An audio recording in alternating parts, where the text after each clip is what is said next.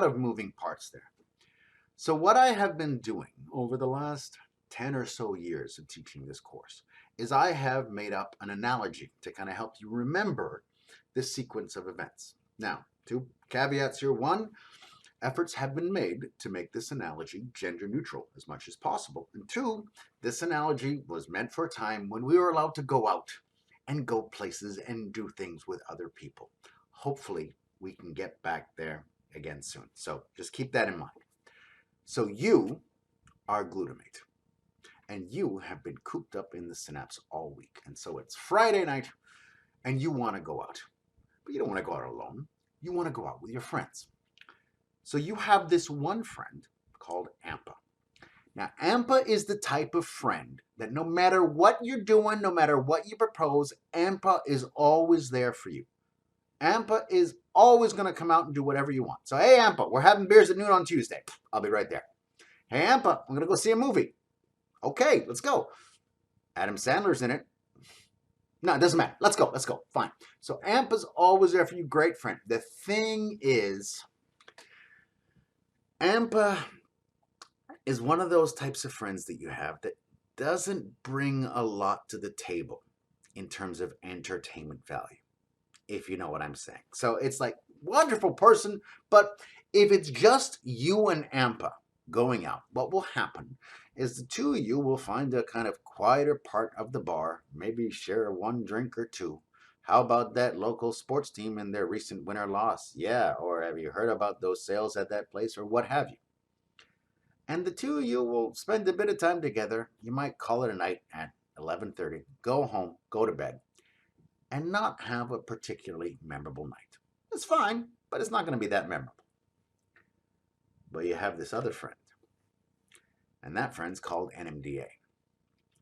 But the thing is, NMDA has a significant other, and that significant other is called magnesium. And there's no other way to put this. Quite frankly, NMDA is whipped by magnesium. So magnesium does not like NMDA going out with you and AMPA. So the first time you call up NMDA and you say, hey, I'm here with AMPA. We're going out. We're gonna have some fun. Nah. I think I'm just gonna stay home. Maybe order some pad thai and just Netflix and chill with magnesium. Oh, really? No, literally just watch Netflix and fall asleep. Okay. So if you leave it at that, you just go out with AMPA and have a meh night. But if you keep calling and texting and sending TikTok messages and Instagram and Facebook and Twitter and all these different things, talk louder, stronger, faster, eventually NMDA goes, all right, magnesium, I'm going out with my friends. A little known fact, NMDA receptors sound just like George Costanza when they get activated. Now, why? Why do you have to pester poor NMDA?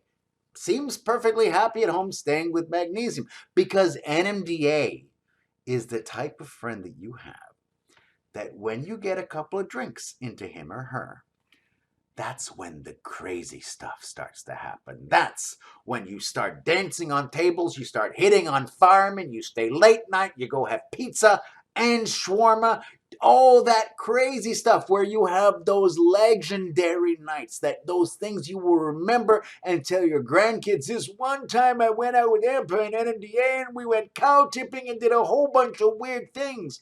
So when NMDA joins your little AMPA party with you, glutamate, the crazy stuff happens and the calcium gets into your cells and causes changes that will allow you to form these long-term memories and have those legendary nights.